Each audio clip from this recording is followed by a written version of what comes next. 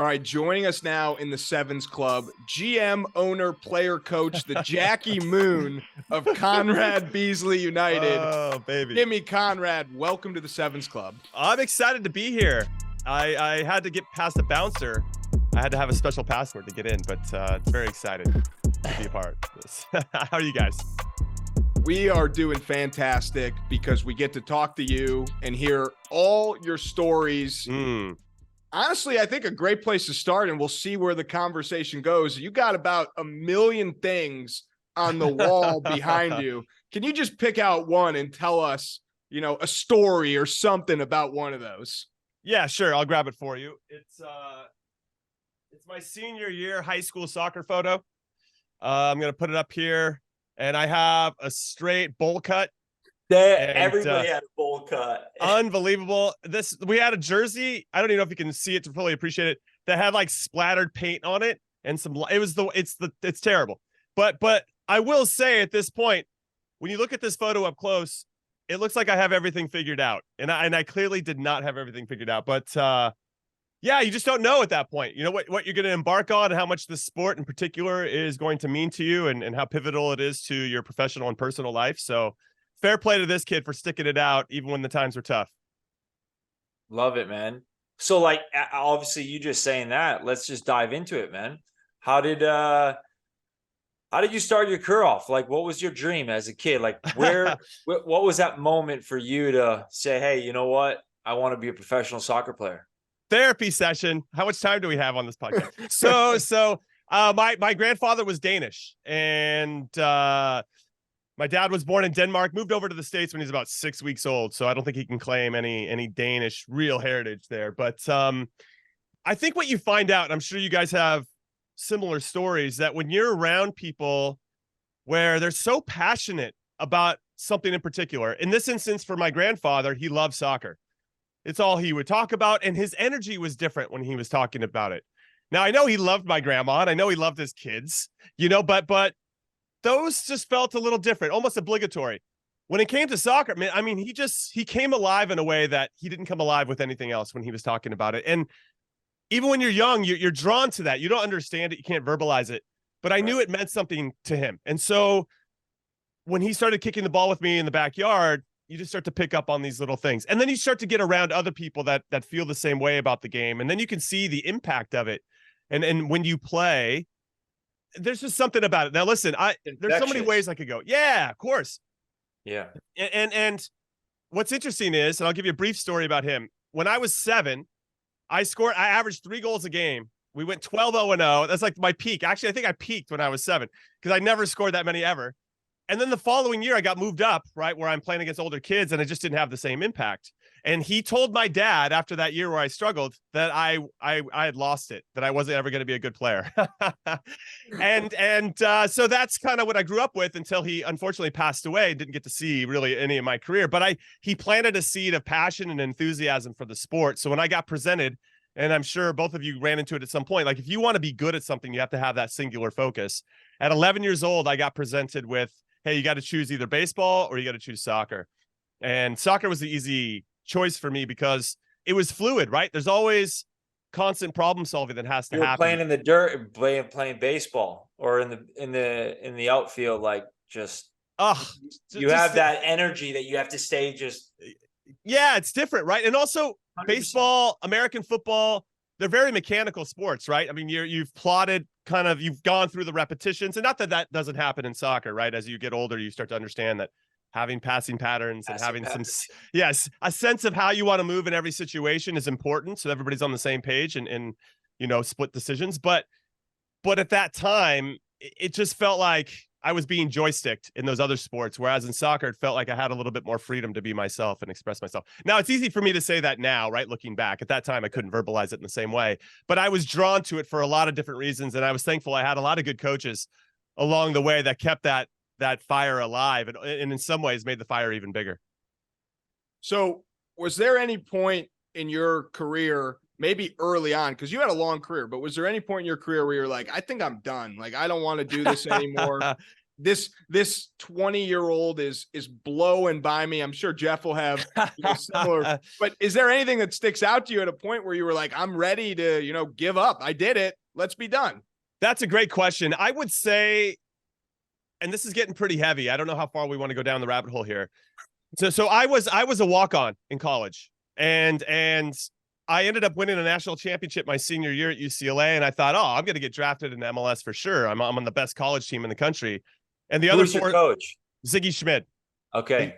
Yeah. So the other Great four seniors got drafted, and I didn't. And so there was that moment, like, okay, what do I want to do here? And I just said, well, I'll just go for it. I'll see how far I can go, and then we'll figure out if I suck or if I can't continue to progress, and then I'll just finish it. And that's kind of how I approached it. Just kept trying to push. And as you mentioned, I had a long career and got to play in a World Cup, and it's like completely mind blowing. But so I was a walk-on that was undrafted. So I was the little engine that could in a lot of different ways.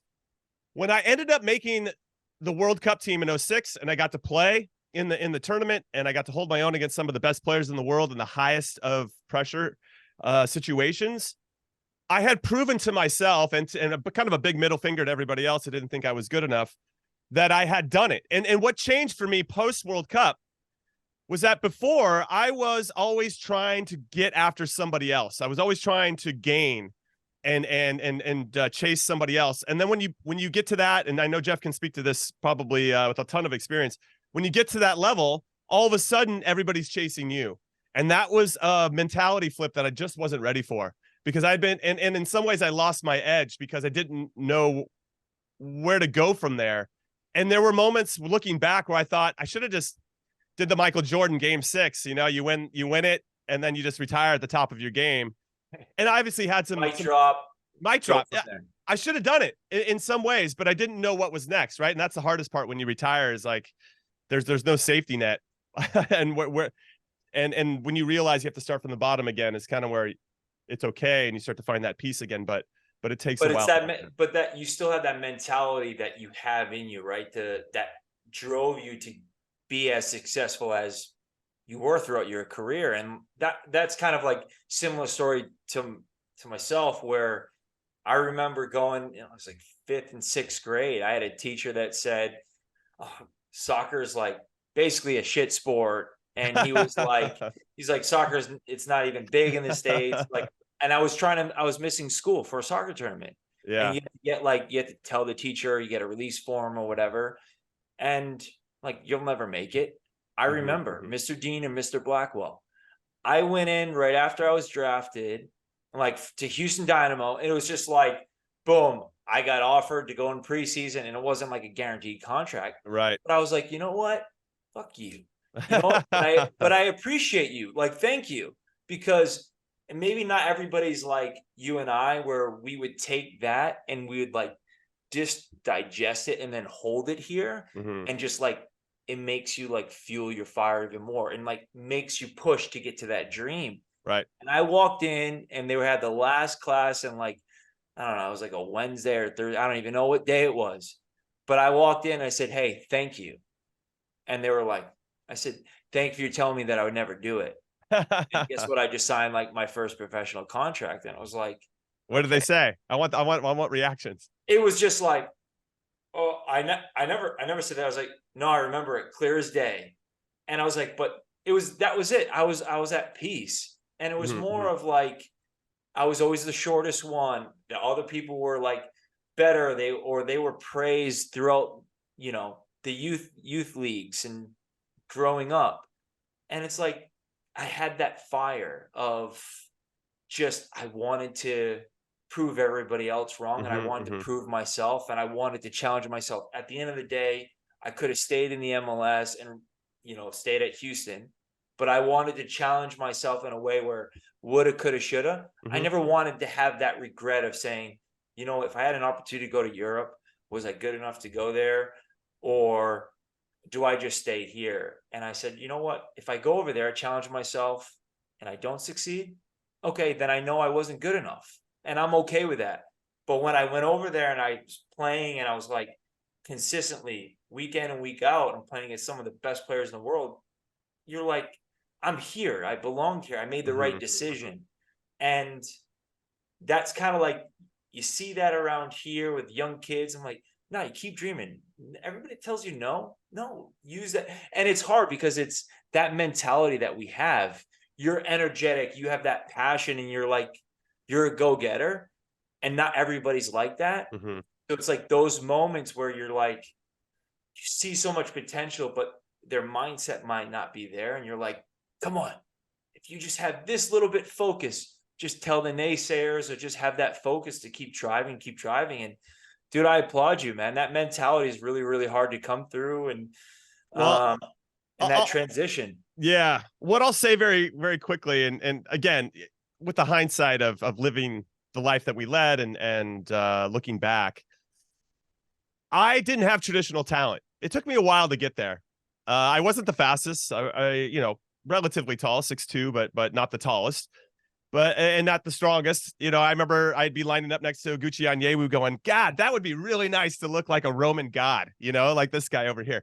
But I realized my talent was commitment. That was my talent. I commit. I have good habits. I have good discipline. And I think, and I learned that I'll eventually wear you down. You might be better than me one day, but I'm going to catch up to you. And then when I catch up to you, how are you going to react? And that's what really fueled my fire. And it's interesting that you brought up your teachers. I had plenty of coaches and teachers say that I'd say teachers per se, but coaches who just didn't think I would be good enough to be a pro, but they underestimated my drive and my commitment.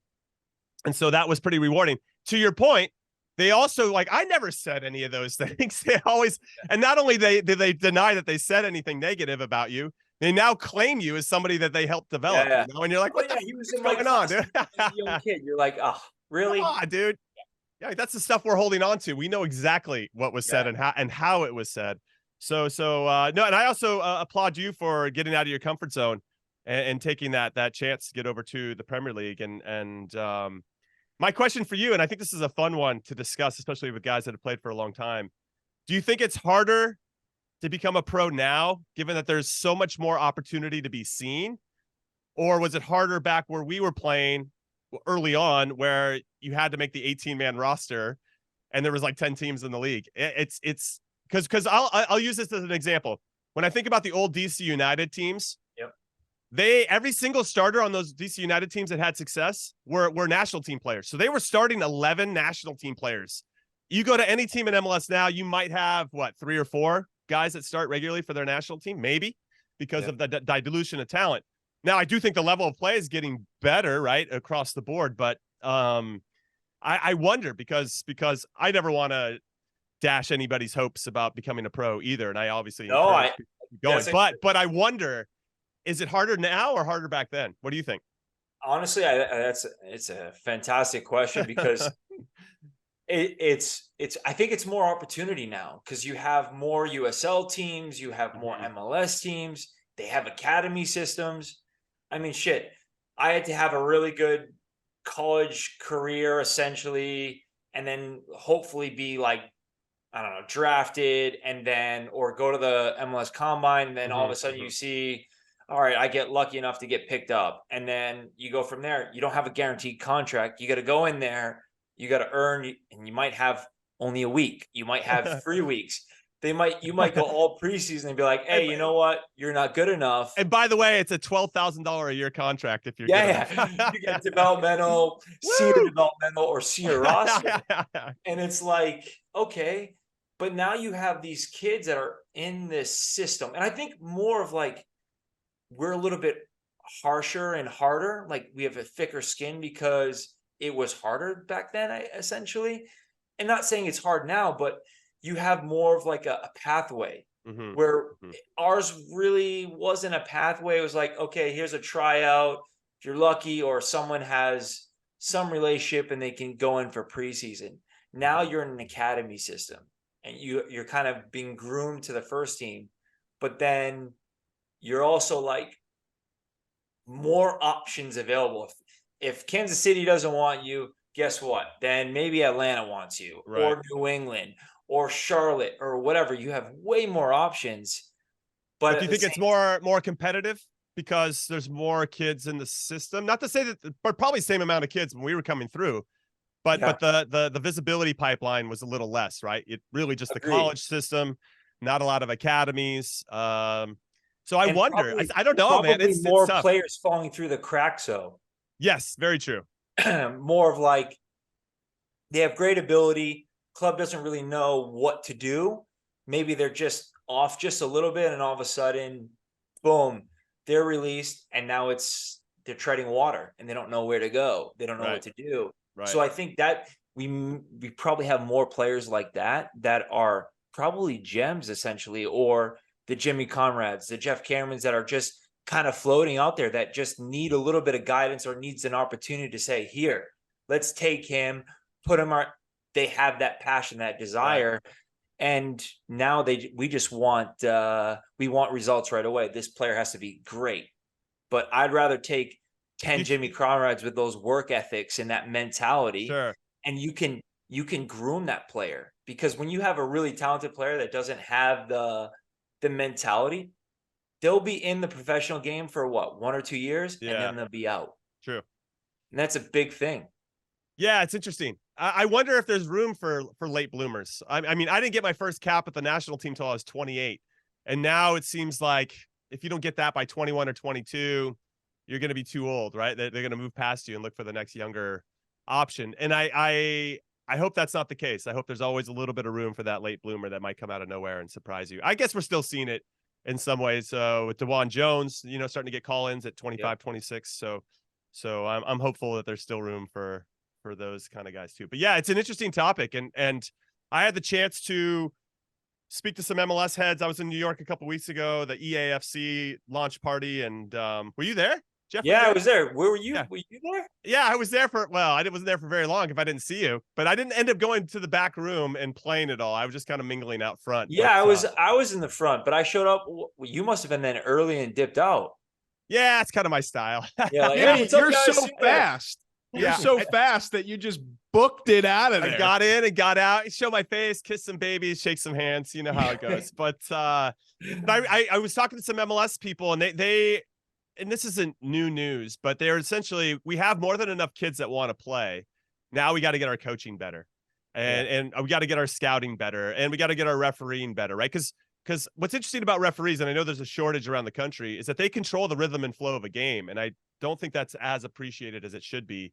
So the more that we can help support and prop that up, obviously it's important. But all, rising tide lifts all boats. Because if our refereeing kind of sucks, no Jimmy Conrad's yelling at the ref. You know what?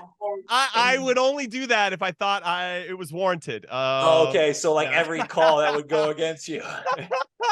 That's probably true. Because I was the nicest and cleanest defender of all time. That's probably actually saved for Michael Parkhurst, who I think got 2 yellow cards in his whole career. But Jimmy, I have a question for you. Yeah, shoot. So you just brought up refs and arguing with the refs. I'm a casual soccer fan, getting more and more into the sport. Would love to see the MLS continue to grow, because I live in Chicago, can go to Fire games. Mike McGee, Chicago Fire legend. Yeah, but how does it work with refs when they speak a different language than the players? How do you guys explain your frustration? What do you tell kids when it's like, hey, you're going to be in these environments where the refs aren't going to understand what you're saying? Listen, the beautiful game is a universal language. You don't need to speak the same verbal language to kind of know what's happening. Plus, body language says a lot too. but he can't tell the young kids what to say, because the stuff that he would say would be illegal. So. Yeah, I think my only really big issue with refereeing is the lack of consistency. If they're going to call a game a certain way, if they're going to call it tight, and they let kind of everybody know within the first, in the first 5 or 10 minutes, that the game's going to be called tight based on the calls they make. And then all of a sudden, 15 minutes later, they let something go that they would have called 10 minutes ago. That's where you start to get a little frustrated. Dude, just call the game exactly the same way. Don't all of a sudden first half call it super tight, and then the second half you're going to let some crazy ass 2-foot tackles happen. And there's just that lack of in-game management, in-game consistency is where I get a little frustrated. But I don't have any problem if they're going to call a game loose. They're going to call it tight. No problem, Geoff and Adrian. I don't have any problem with that. Yeah. Just be consistent throughout the game. That's all. but the best referees are the ones that can have a conversation with you. I agree with that too. And like, if you know, they hold everything, right? The yellow card, red card, they have the power, right, to control the match. And it's like, you do one thing and they kind of look at you and they're like, yeah, you're going to get this yellow or whatever. And it's like, they don't really need to say that, or they don't to really do that, where it's just like, hey, Geoff, like, take it easy. And they know your names. They know like everything. They know how many yellow cards you've had before the match. They do their research per player. Like, oh, this guy dives all the time. They know that going into a match. So, but it's like just having the conversation with the player. Yeah. Geoff, hey, just take it easy. It's 5 minutes into the game. Like, you don't really need to do that. Okay. Instead of just going, boom, here's a yellow card, have a conversation a little bit. Then the players will respect the referee a little bit more. I agree. Where sometimes the referees will just go, oh, boom, here's a yellow card, or here's a red card, or whatever. And it's like, you can't talk to them because like they're above you. Right. And it's like, kind of like, really? Like, let's just hash it out. But then you have some refs will say, F you. Yeah, I've had that too. Back to them. It's a yellow card. They're like, you can't talk to me like that. Well, like, how about we have respect for each other? Yeah. You know? Like, yeah. Some of those guys are just, it's really hard. Yeah, What was your who's your best referee that you thought, like, or that you experienced? Oh, wow. You got to think of some names here. Hard Webb, Kluttenberg. Those two are my favorite. They what did they do what did they do that made them? So like, I remember there was a tackle that I had, and it was clean, and Howard just said, hey, watch your trailing foot. Just said it like nonchalantly as I'm running the play continuing. He's like, just watch your trailing foot. All right, sweet. Then there was a play where I got tackled. The guy left one on me, and I was like, you see that? He kind of threw his elbow out or whatever. And he's like, didn't see it, but I'll keep an eye out for it. And he was engaged. Like, he'd have the conversation. And then 10 minutes later, all of a sudden, guess what? The guy did the same thing to another player. And he's like, I got you. I remember. And he kept an eye on it. And you're like, see, that's a good ref. He's have a conversation. But he'll tell you to fuck off if, you know, if you're being an asshole. If you're being an asshole. And that's like the beauty of it, essentially. Right. Yeah, in game management, not only important for players, but also for referees. I respect that a lot. There's really no name, I guess, that stands out for me. It's been a while though, so in fairness, well, we got to get some TST refs. Like, well, we should probably tie TST back into this. I think that we need to have one referee on each half of the fields in TST moving forward. Ooh, we're making adjustments. We're making adjustments to some rules, some ref stuff. You know, we're definitely taking players' influence into account, but it brings up a good point. What parts of TST, you know, obviously 7-on-7, so it's a little different. What parts of TST do you think could be implemented in other areas of soccer? And if not implemented, like, what were some of your favorite parts of TST, of the style of the game? Well, I thought what was interesting was the target score time at the end, right? You needed to end the game on a winning goal, and that elevated the experience. Like, every game felt like a buzzer beater, to give an example somewhere else. And I thought that brought our team closer together, even when we lost in the group stages to #United. When they scored that goal to seal it for them, and fair play to them, they put a nice whooping on us. It forced us to reflect as a group, like, okay, how do we solve this problem moving forward if we actually want to make a run at the $1 million? And so that was important, all that type of element of it. And then, you know, you talk to AJ De La Garza afterwards, and his team didn't even try the first half because they like, what doesn't matter. We're just going to wait till TST and then wear them down and be super fresh for when it matters. We can score it. They were down 3-0 in 2 knockout round games going into TST, and then won both of them 4-3. So adding that type of element to it, and knowing that you don't have to necessarily start your best players right from the get-go, and that you can kind of slow play how to save and conserve your energy, I thought was really interesting. So I'm curious to see how everybody takes the learnings from year 1 and applies it to year 2. But in terms of like the minutia, I would say having an extra referee, I think that the referees that were there did the best that they possibly could. They're obviously entering into a new competition as well. The rules are different. There's different flows and rhythms to the game that are going to be separate than a normal traditional game. So there's nobody. I'm not pointing fingers there. I just think they probably would have been helped had they had if they could just manage one half of the field as opposed to trying to cover the whole thing. Because there was a penalty or two that were called against us that were shady AF. So hey, I had 2 called against me, and I was like, I barely touched the guy. Yeah. So just having another set of eyes, I mean, yeah.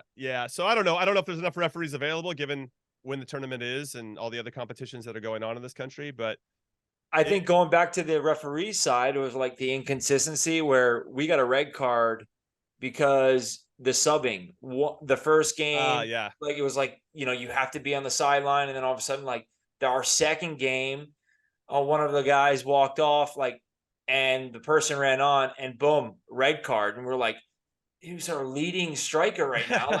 And we're playing against like the World Cup champions for 77. Like it's a football, literally, they're just rotating subs every 2 minutes. And that's what we have to work on. But the consistency of that and knowing, okay, are you really going to give a red card for making a substitution a little bit quicker, or the person goes on the field a little bit? Yeah. So I would say those things for sure. But also at the same time, could we implement I guess you could say the target time, right? Where if you're up 2-0, into a game and there's a minute left in the match, there should be a ceiling where if it's actually 3 goals, you shouldn't have to go into target time. Interesting. So it's like a spank rule, right? It's you shouldn't be allowed. Then you lose those Zala moments. That was the most electric part. Yeah. But that crazy comeback. But if you're you're up 5-0 or 5-1, 5-2, you still have to get 3 goals in a target time. And then it would eliminate what Jimmy just said, saving the players for the rest and the rotation. It actually makes everybody have to play every single match, right? So it's oh, we'll just have to rotate. Maybe that was just me thinking it off the cuff there.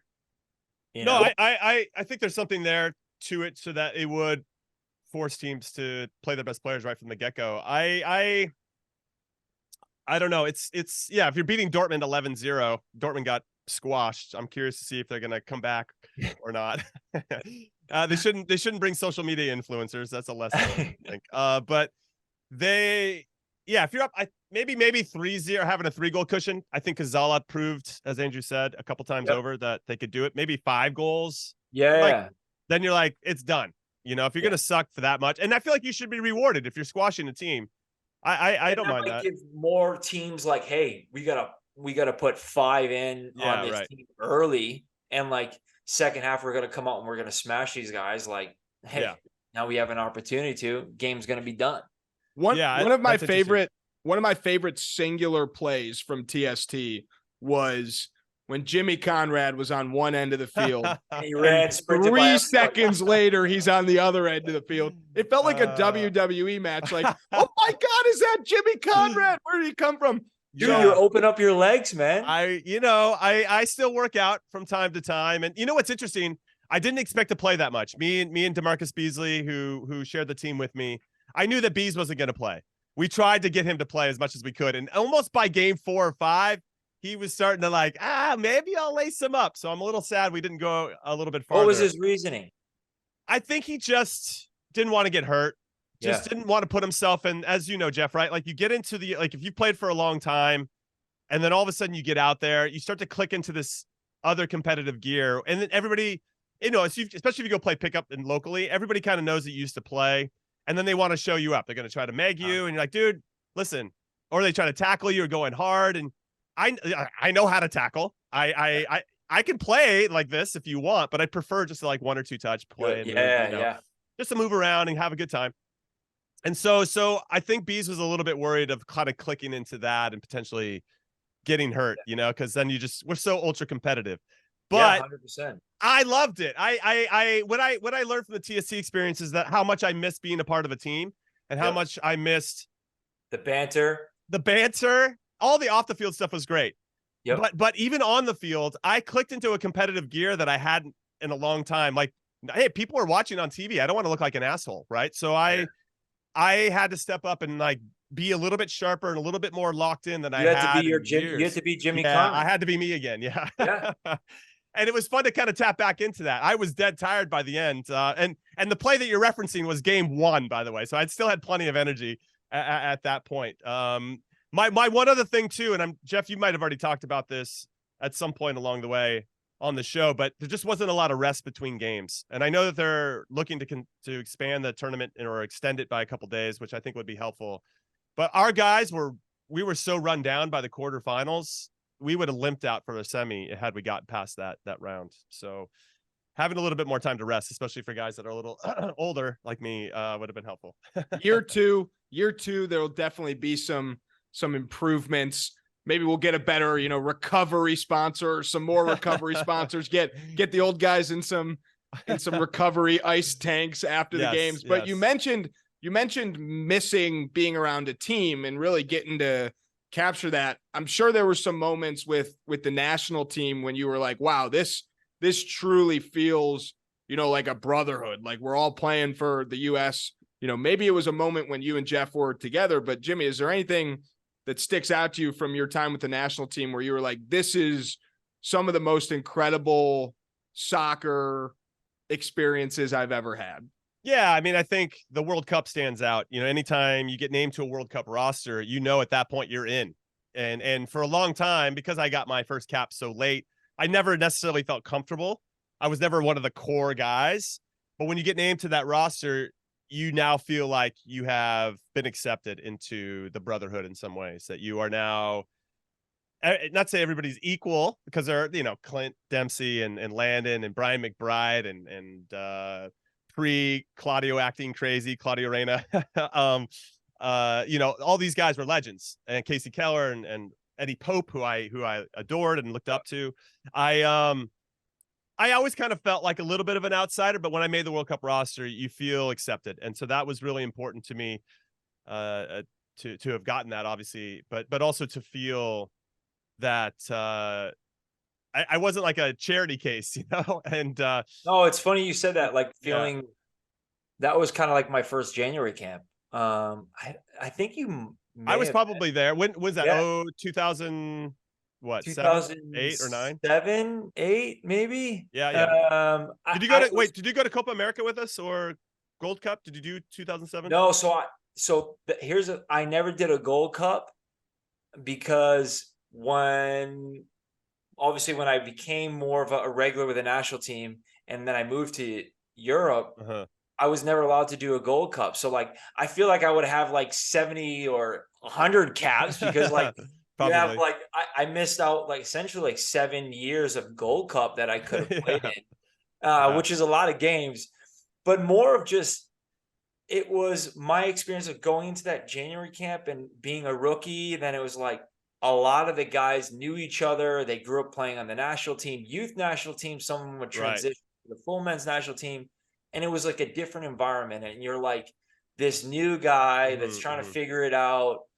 And you're comparing yourself to everybody. And then you're like, sometimes you don't vibe with those guys. And like, there's these cliques and you're just trying to like hover around and like waiting to be accepted essentially. And it's like, it didn't really feel like that for me, essentially like the first 2 times. And then I got injured after my second call up and I was like, well, this sucks. You're right. And then it was like, boom, Jurgen came in and he was like straight in, boom.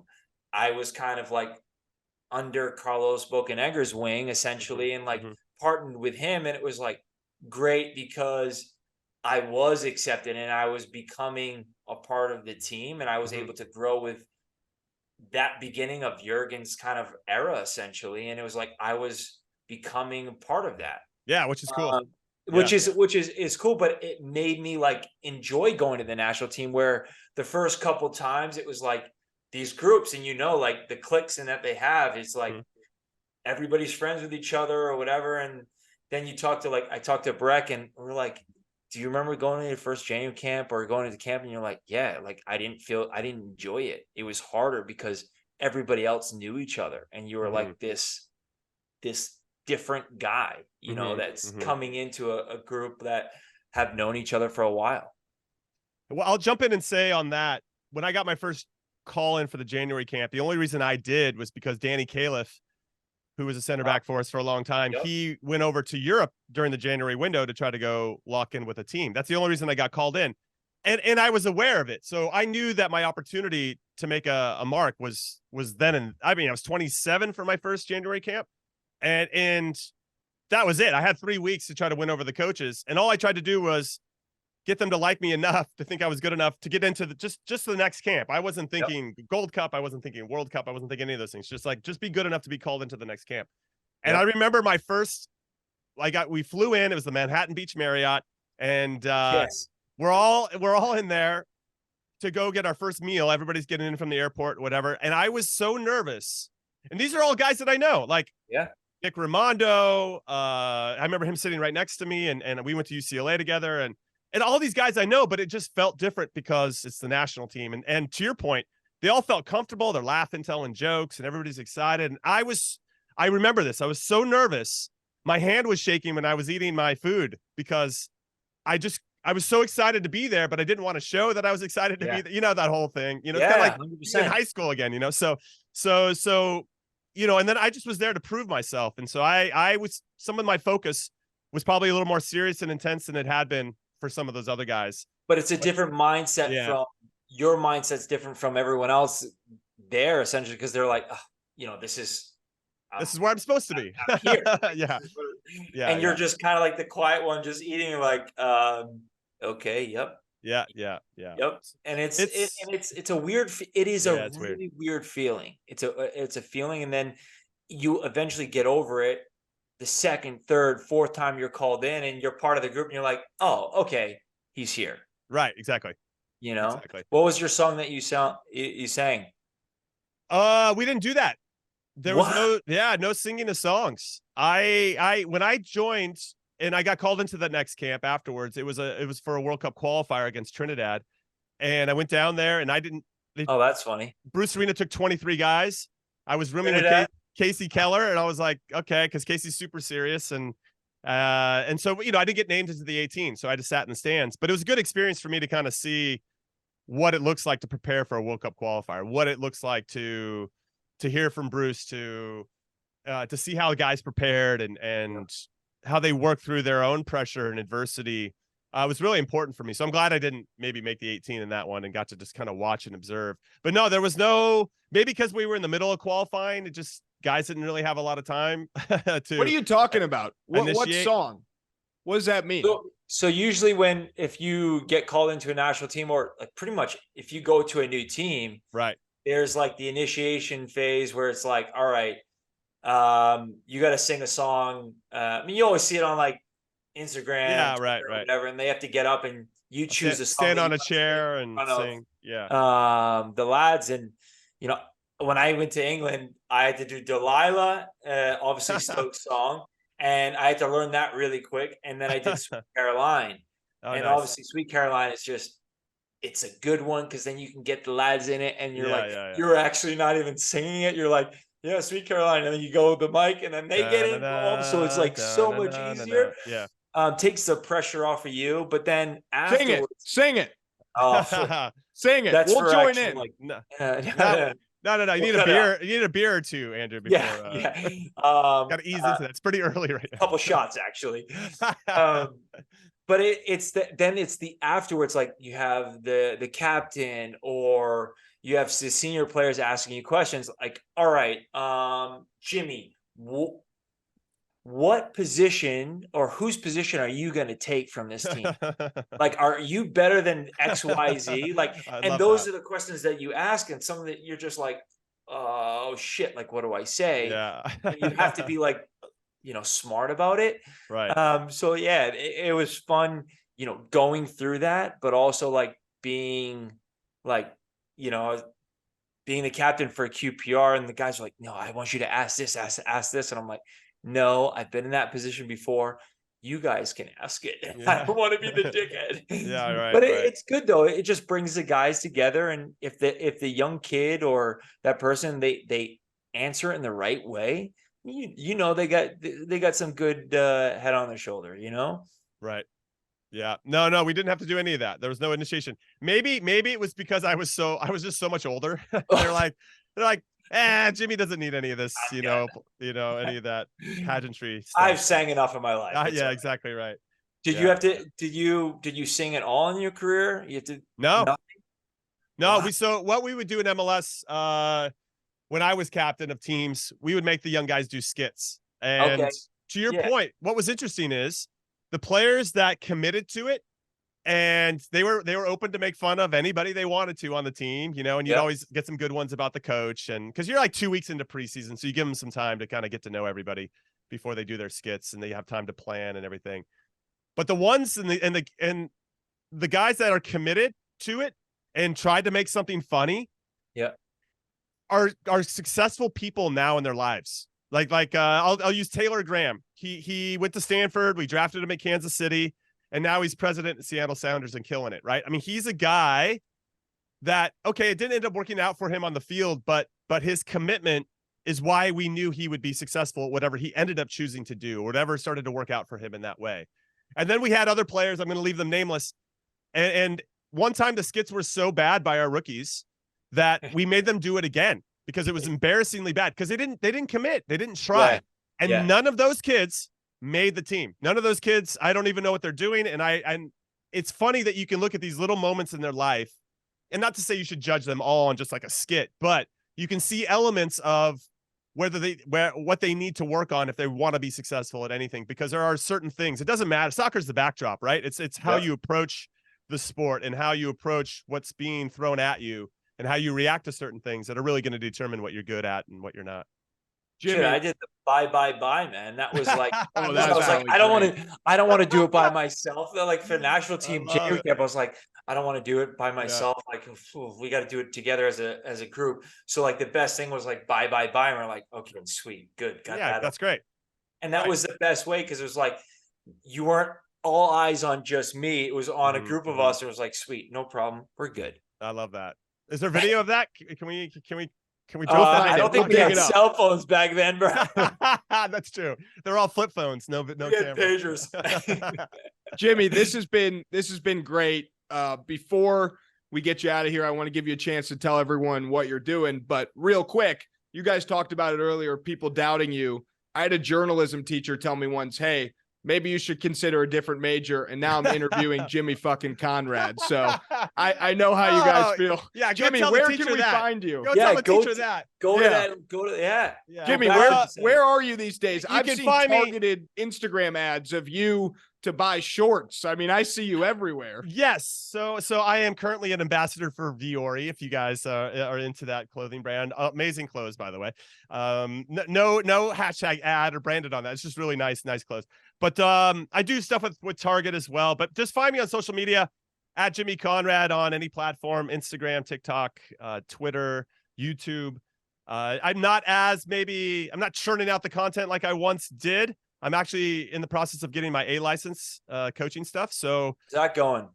It's tough. It's a lot harder than it used to be back in the day when it only took 1 week to get your license, and now it takes a goddamn year. But it's fine. You're going to weed out the people that don't know, and the people that don't know actually now going to have a chance to catch up and learn a little bit more. So I think this is how it should be. It should be hard, but sometimes I'm like, can it just be back to being a week? Because that was a lot easier for my schedule. But no, I mean, I'm trying to make myself as well-rounded as possible. I work with CBS Sports and Paramount Plus, and all the coaching stuff helps me become a better analyst for them. And I work the big tentpole events for Fox Sports. I host all their digital coverage for the last 2 World Cups, and looking forward to doing it again this summer for the Euros and Copa America. So yeah, I'm pushing it, bro. Thanks. I appreciate that. I don't know what I'm doing half the time, but I'm having a lot of fun, and people want to pay me to talk about soccer. I'm happy to accept their money. So give us the dream Conrad Beasley recruit as a tease for this summer. Well, if Geoff Cameron's not available, I don't know what his team is doing. Yeah, that's a great question. I know that Sneaky Foxes are doing sneaky things and already signing some players. So that is true. Very sneaky. Yeah. So I guess in some ways I'm trying to see who might be available from teams that might not be coming back. And like Nick, I really love Nick Pereira, who scored the goal against us to beat us in the quarterfinals with Sneaky Fox. He plays on the U.S. beach soccer team with Ricardo Carvalho, who plays on our team. So to have those two combining up top would probably be the ideal signing, but he seems pretty locked in a sneaky box. Back trade. I don't know. Tampering. You know, I maybe we make a trade and I give up some gam and some tam to sneaky box to make it happen. I don't know. I don't know what kind of rules and mechanisms are in place in TST to figure that out. You're grandfathered in. You're exactly grandfathered right. in. Yeah. I have Pereira's rights. I think that's how it works. I don't know how it goes, but all right. Well, Jimmy, thank you so much. Appreciate you guys. Thanks, man. It's great catching up with you, bro. Likewise. Much appreciated.